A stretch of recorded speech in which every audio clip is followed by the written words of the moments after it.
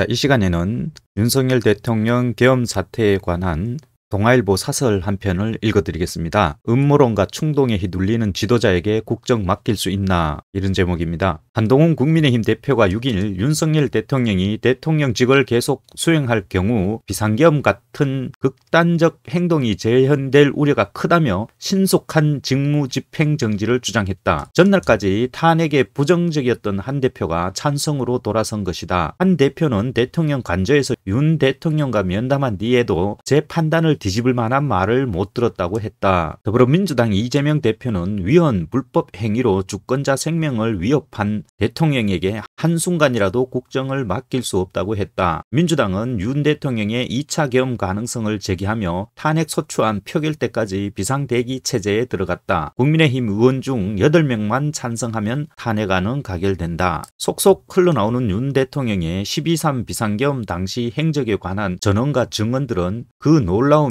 입을 다물 수 없게 한다. 한 대표가 신뢰할 만한 근거를 통해 확인했다고 밝힌 얘기부터 경악스럽다. 윤 대통령이 고교 후배인 여인영 국군 방첩 사령관에게 주요 정치인 등을 반국가 세력으로 체포하도록 지시했고 체포한 이들을 과천의 수감시설에 가두려는 구체적 계획까지 있었다는 내용이다. 단순히 야당을 겁주려는 경고 수준이 아니었던 것이다. 체포 대상자는 국회의장과 정당 대표, 당직자에 그치지 않았다. 홍장원 국가정보원 1차장은 국회 정보위원장과의 면담에서 윤 대통령으로부터 이번 기회에 잡아들여 싹 다 정리하라는 지시를 받았다며 방첩 사령관으로부터 위치 추적을 요청받은 체포 대상자들을 공개했다. 이에 대통령이 부인 입장을 냈다가 돌연 취소하기도 했다. 거기엔 김명수 전 대법원장, 권순일 전 대법관, 유튜버 김어준 씨, 선관위 위원, 노동단체 대표도 있었다. 사실이라면 어떤 기준인지 고개를 갸웃하게 할 정도로 제멋대로 만든 명단이 아닐 수 없다. 윤 대통령은 계엄 실행을 사실상 진두지휘한 것으로 드러났다. 박종군 육군 특수전 사령관은 작전 도중 707 특임단의 이동 상황을 묻는 윤 대통령의 전화를 받았고 이진우 수도 방위사령관도 윤 대통령으로부터 당시 상황을 묻는 전화를 받았다고 증언했다. 윤 대통령은 당정 인사들에게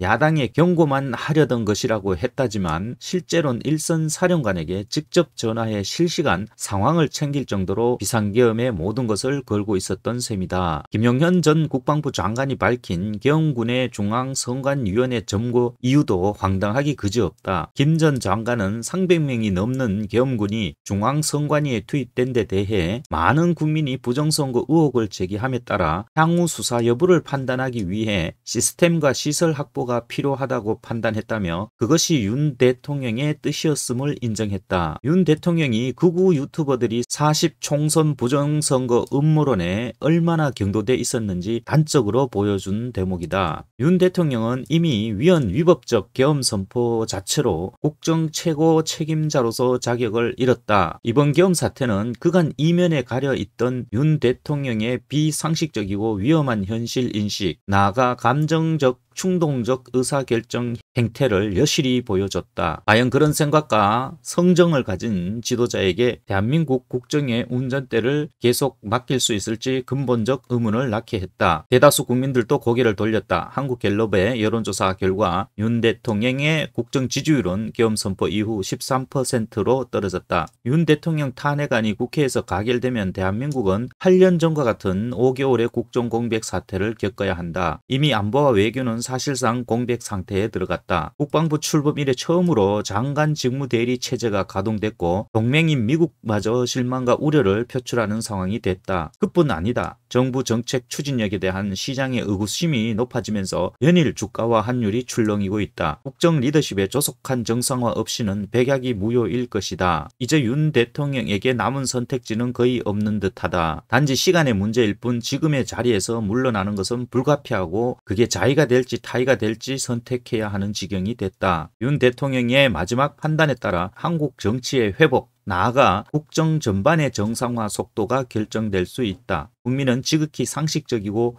이성적인 결단을 기다리고 있다. 예, 제가 그동안 방송했던 요지와 전혀 다를 것이 없는 그런 사설입니다. 이미 위헌적, 위법적 계엄 선포라고 이렇게 동아일보에서 지적을 하고 있죠. 그리고 비정상적인 행태, 비상식적이고 몰상식적인 행태 이런 것도 제가 다 지적을 했던 상황입니다.